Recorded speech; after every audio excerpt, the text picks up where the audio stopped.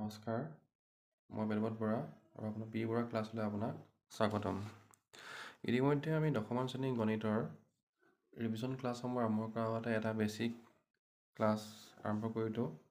আপোনালোকে যদি চোৱা নাই তেনেহ'লে আপোনালোকে ভিডিঅ'টো চাই ল'ব। আজি আমি গণিত পাঠ্য পৰিক্ষণৰ প্ৰথম যিটো লেচন আছে দশম শ্ৰেণীৰ প্ৰথম লেচনটো হ'ল পুনৰালোচনা বা ৰিভিজন। এই ৰিভিজনৰ পৰা আৰম্ভ কৰিবলৈ গৈছোঁ। ৰিভিজনৰ আৰম্ভ কৰিবলৈ যোৱাৰ আগতে প্ৰথমতে ইয়াত এটা বস্তু আছে, ইয়াতে সমানুপাত আৰু ইয়াতে আছে অনুপাতৰ কথা।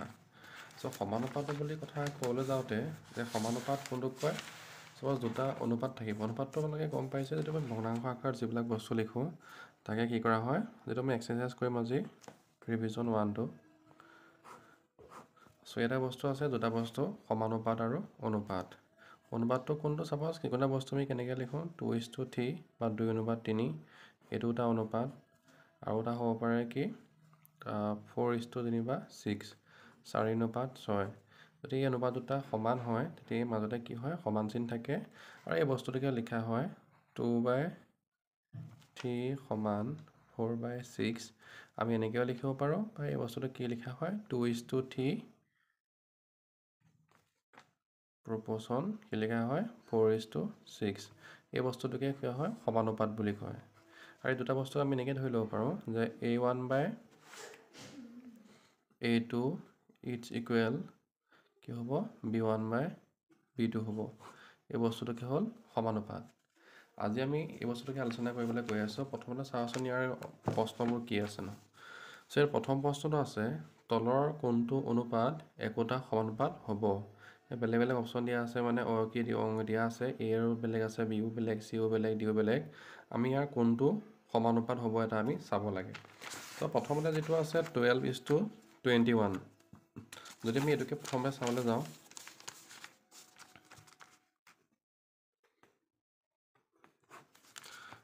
এক নম্বৰ ফাৰ্ষ্ট যিটো আনচাৰটো বা এইটো আমি কৰিবলৈ গৈ আছোঁ।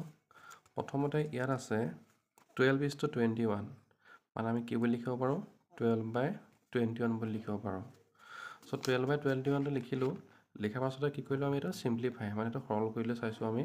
তাক 12 আছে, 21 আছে, গতিকে দুটা সংখ্যাই কি হয় তিনি গণিত, গতিকে 3 এইটো হৰণ কৰিলোঁ। 3 4 গুণ 12, 3 7 গুণ 21, তাত থাকিলে 4/7। ইয়াৰ পাছৰটো হ'ল 32/56।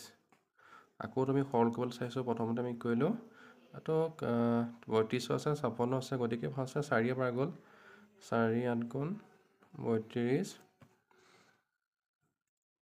4 14 56, আকৌ গ'ল 4 2 2 4 গুণ 8, 2 7 গুণ 14, গতিকে এইটো হ'ল 4/7।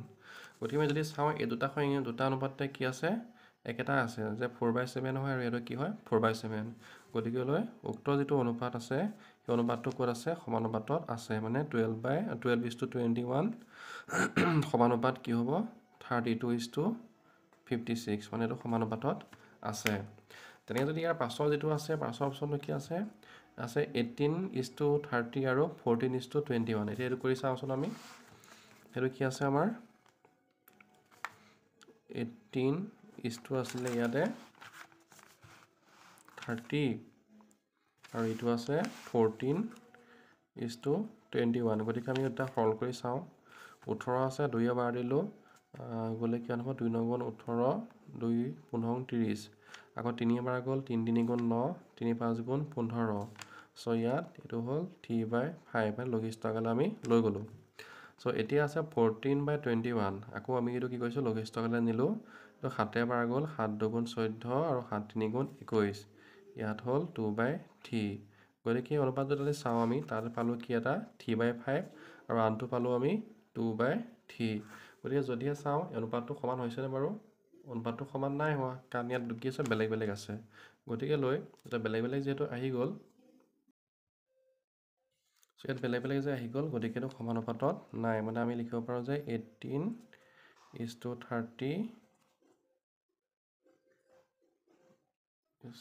মানে সমানুপাত নহয় বুজাইছে এইটোৱে 14:21। ঠিক আছে, এইটো সমানুপাতত নাই। যদি আমি ইয়াৰ পাছতো চাওঁ, ইয়াৰ পাছৰটো আছে আমাৰ কি 22:33 আৰু 33:24। চিটো হ'ল 22:33 আৰু এইটো আছিলে 33:24। যদি আমি এইটো সৰল আকাৰলৈ নিবলৈ চাওঁ তেতিয়া হ'ব কিমান 11 গ'ল 2 ঘাং 22 3 ঘাং 33 আৰু এইটো হ'ব 33/24 3 ঘাং 33 3 7 গুণ 24। ইয়াত আছে 2/3 ইয়াত আছে 11/8 দুটা সমান হ'বনে নহয় গতিকে 22:33 আৰু 33:24 সমানুপাতত আছেনে বাৰু নাই হৈ গ'ল এইটো। চ' ইয়াৰ পাছতো আছে 24:28 আৰু 20:25। 24:28 এক নম্বৰ ডিটো কৰিছোঁ এইটো আমি। তোমালোকে বুজি নাপালে কমেণ্ট কৰিবা আৰু ভাল পালে চেনেলটো লাইক কৰি দিবা। চ' এইটো আছে 24/28 আৰু এইটো আছে 20/25। চ' 24/28 এইটো মই লঘিষ্ঠকালে নিছোঁ। এইটো ফাৰ্ষ্টে 4 বাৰ দিলোঁ 4 6 গুণ 24 4 7 গুণ 28 আৰু এইটো বাৰ যাবনে নাযায় গতিকে এইটো হ'ল 6/7। 20/25 5 দিলোঁ 5 4 গুণ 20 5 5 গুণ 25 এইটো হ'ল 4/5 গতিকে এইটো আছেনে সমানুপাতত নাই কাৰণ বেলেগ বেলেগ গতিকে উক্ত অনুপাত দুটা সমানুপাতত আছেনে বাৰু নাই।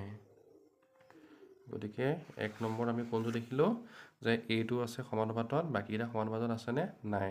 গতিকে পৰীক্ষাত আচলতে এনেকুৱা প্ৰশ্ন এনেকৈ বেলেগ বেলেগ নিদিব তোমাক অপশ্যন দিব যে তলৰ কোনটো সমানুপাতত আছে এইটো এনেকুৱা এটা MCQ আহিব কুৱেশ্যন। চ' ইয়াৰ পাছত একেই আছে যে তলৰ কোনবোৰ সংখ্যা ক্ৰমে সমানুপাতত থাকিব।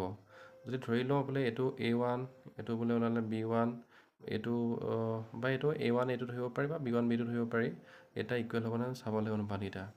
চ' ফাৰ্ষ্টতে আছে 2 নম্বৰ একটো 2668 2 নম্বৰ এইটো হ'ল 2668। প্ৰথম আমি কামটো হ'ল যে তাত 2668 আছিলে তাত ধৰিলোঁ ফাৰ্ষ্টে 2/6 আৰু এইটো ধৰিলোঁ আমি 6/8 এই দুটা সংখ্যাৰ অনুপাত দুটা আমি সমান হয়নে চাব লাগে। চ' 2 বাৰ গ'ল 2 গুণীয়া 2 2 3 গুণ 6 মানে 1/3 এইটো হ'ল 2 গ'ল 2 3 গুণ 6 2 4 গুণ 8 মানে এইটো হ'ল 3/4 এই দুটা আছেনে বাৰু সমানুপাতত এইকেইটা নাই মানে ইয়াৰ যিটো ক্ৰম আছে ক্ৰমটো ক'ত নাই সমানুপাতত নাই। চ' বিটো চাওঁ এতিয়া বিটো কি আছে বি নম্বৰত আছে 10 20 30 60 তাৰপিছত 10 20 30 আৰু 60 যদি আমি এইটো চাওঁ তেতিয়া হ'ব 10/20 মানে কি 10 গুণীয়া 10 2 20 এইটো হ'ল 1/2 চ' 30/60টো কি হ'ব এতিয়া 30 গুণীয়া 30 2 30 কিমান 60 1/2 গতিকে এই ক্ৰমকেইটা কি হ'ব সমানুপাতত থাকিব কাৰণ অনুপাত দুটা একে ওলাইছে গতিকে এইটো সমানুপাতত আমাক আছেনে নাই ক'বলৈ কৈছে গতিকে আমি আছে বুলি কৈ দিলে হৈ গ'ল। চ' পাছতো একেই আছে P PQ P square Q আৰু Q স্কুৱাৰ। যদি এইটো চাওঁ P PQ P square Q আৰু এইটো আছে আমাৰ Q স্কুৱাৰ গতিকে আমি চাব লাগে যে এইকেইটা সমানুপাতত আছেনে নাই। যদি চাওঁ এইটো হ'ল P/PQ P কাট গ'ল P গুণে P ইয়াত থাকিলে ওপৰত 1 তললৈ হ'ল Q এইটো হ'ল P স্কুৱাৰ Q তলতো Q স্কুৱাৰ কাট গ'ল ইয়াত থাকিলে কি P স্কুৱাৰ/Q স্কুৱাৰ এইটো আছেনে সমানুপাতত নাই গতিকে আমি ইয়াত নাই লিখি দিলে হৈ গ'ল। ঠিক আছে ঠিকে আছে ঠিক আছে নাই লিখি দিলে হৈ গ'ল। আৰু তেনেকৈ ইয়াৰ পাছতো আছে 6 20 4 30 তোমালোকে এইটো কৰি চাবা আৰু কৰি পেলাই মোক উত্তৰটো ক'বা যে এইটো আছেনে নাই। চ' ইয়াৰ পাছত আছে 3 নম্বৰ বৃত্তৰ কালি A = πr²। যেতিয়া A বাঢ়ে তেন্তে R মানটো কি হ'ব যেতিয়া এইটো কি আছিলে বৃত্তৰ কালি A = πr² আছিলে যেতিয়া A বাঢ়িব তেতিয়া আৰু বাঢ়িব লাগিব কাৰণ R মানটো বাঢ়িলেহে A মানটো বাঢ়িব কাৰণ পাই মানটোতো ফিক্সেই 3.14 বা 7/22 যেতিয়া Rটো বাঢ়িব তেতিয়া কি হ'ব এইটো বাঢ়ি যাব মানে ইয়াত কি হ'ব Rটো বাঢ়ে হ'ব যদি r কমে, যদি r মানটো কমি যায় তেতিয়া কি হ'ব, a মানটো কমি আহিব, গতিকে এইটো ইয়াত কমিব, মানে rটো বাঢ়িলে কি হ'ব, a মানটো বাঢ়িব আৰু r মানটো কমিলে a মানটো কমি যাব, ঠিক আছে। এতিয়া ইয়াৰ পাছৰ প্ৰশ্নটো চাবলৈ যাওঁ, এখন চাৰ্ট দিয়া আছে ইয়াত, এতিয়া চাৰ্টখনৰ পৰা আমি কৰিলে হয়, যদি চাৰ্টখন ভালকৈ মন কৰোঁ তেতিয়া কি হৈছে, ইয়াত 1 আছিলে, ইয়াত 4 হ'ল, ইয়াত 2 আছিলে 8 হ'ল, মানে কেনেকৈ বাঢ়িলে, 4 দুগুণ 8, ঠিক আছে। ইয়াত কি হ'ল আকৌ 3 আছিলে 12, মানে কি প্ৰত্যেকতে 4 4কৈ বাঢ়ি গৈছে, 1 4 গুণ 4, 2 4 গুণ 8, 3 4 গুণ 12, 4 4 গুণ 16, 5 4 গুণ 20, 6 4 গুণ কি হ'ব ইয়াত 24, আৰু ইয়াত কি 28 দিয়া আছে, মানে কিমান 7 হ'ব, কাৰণ 7 4 গুণ হ'লে কি হ'ব ইয়াত 28 হ'ব, ইয়াত 7 হ'লে এইটো 8, 8 4 গুণ 32, 9 4 গুণ 36, ঠিক আছে। এতিয়া এই তালিকাখনৰ পৰা উত্তৰ দিব লাগে যে টি আৰু ডিয়ে কি বুজাইছে, যে দুটা অনুপাত আছে, এটা কি বুলি কোৱা হয় প্ৰত্যক্ষ বুলি কয়, এটা ব্যস্ত বুলি কয়। চ' প্ৰত্যক্ষ বুলি ক'লে কি হয়, এই চিনটো আহি যায় যে টি এইটো ডাইৰেক্টলি ইনভাৰ্চ কৰে, কি ডাইৰেক্টলি প্ৰপৰ্চন কৰে, আৰু এইটো কি ইনডাইৰেক্টলি কৰে। ডাইৰেক্টলি মানে কি হয়, যেতিয়া টি মানটো বাঢ়ি যাব তেতিয়া কি হ'ব লাগিব, ডিটো মানে বাঢ়ি যাব, দুটা মানে কি ইফালে বাঢ়িলে এইটো সিফালে বাঢ়ি যাব, যেনেকৈ আমাৰ তালিকাখনত আছে। এতিয়া আনটো হ'ল কি ব্যস্ত বুলি কয়, যদি টিটো বাঢ়ে ডিটো কমি আহিব আকৌ, মানে এইটো কমি যাব ইফালেটো বাঢ়ি যাব, এইটো হ'লে কি হ'ব ব্যস্ত হ'ব, গতিকে এইটো হ'ল ব্যস্ত আৰু এইটো হ'ল প্ৰত্যক্ষ অনুপাত। এতিয়া টি আৰু ডিয়ে কি কৰিছে, প্ৰত্যক্ষ কৰিছে, কাৰণ দুটা সমানে বাঢ়ি গৈছে ন, ইফালে বাঢ়ি গ'লে এইটো বাঢ়ি গৈছে, এইটো প্ৰত্যক্ষ হ'ব।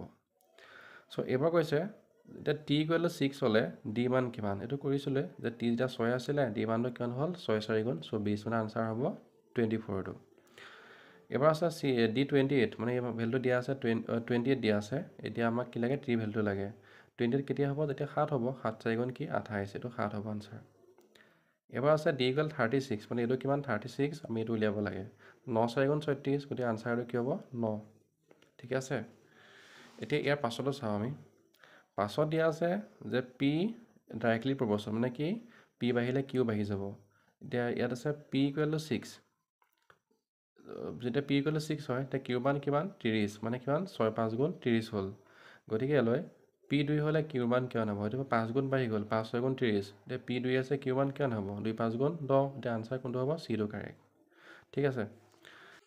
এতিয়া আমাৰ ইয়াত কি আছে 5 নম্বৰ প্ৰশ্নটোত এক্স আৰু ৱাই দিয়া আছে, এতিয়া এক্সৰ মানটো কি হয় 1 হয়, ৱাইটো কি হয় 32, যেতিয়া 2 হ'লে কি হয় 16 হয়, 4 হ'লে 8, কিন্তু আগৰ তালিকাখন কি পাইছিলোঁ আমি, আগৰ তালিকাত যেতিয়া কি হয়, যেতিয়া টি মানটো বাঢ়ি যায় ডি মানো কি বাঢ়ি যায়, কিন্তু যদি ইয়াত চাওঁ ইয়াত বস্তু উল্টা, মানে এটা বাঢ়িলে এইটো কমি গৈছে, গতিকে আমি ইয়াৰ পৰা ক'ব পাৰোঁ যে এইটো ব্যস্ত অনুপাত, 1 হোৱাৰ কাৰণে কি 32 হ'ল, 2 কাৰণে কি 16 হ'ল, 4 কাৰণে 8 হ'ল, এতিয়া 8 হ'লে কিমান, আনচাৰটো ইয়াতে ওলাই আছে, যেতিয়া 4 হ'ল ইয়াত কি 8 হ'ল, কাৰণ ব্যস্ত ন, গতিকে 8 হ'লে ইয়াত কি হ'ব আনচাৰটো 4 হ'ব, ওলাই আছে ইয়াৰ পৰা 4 হ'লে 8 হ'ল, এতিয়া 8 হ'লে 4, মানে অপশ্যন চিটো এইটো কাৰেক্ট হ'ব।